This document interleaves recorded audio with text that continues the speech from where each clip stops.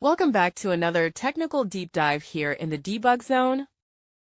Today we're tackling a big question and breaking it down with insights from other users. Hopefully this clears up some misconceptions and helps you get the answer you need. So buckle up, stay a little curious, and let's jump right in.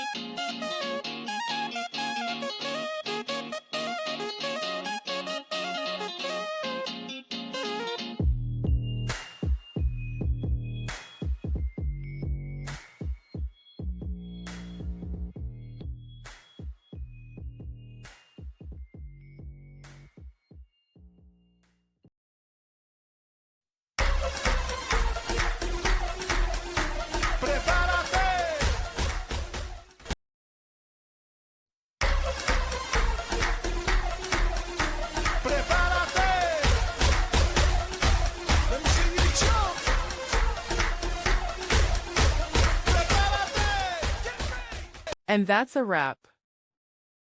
I hope you found the answer you were looking for. If you did, take a second to hit that subscribe button. It really helps out. And let me know in the comments which solution worked best for you. See you next time in the debug zone.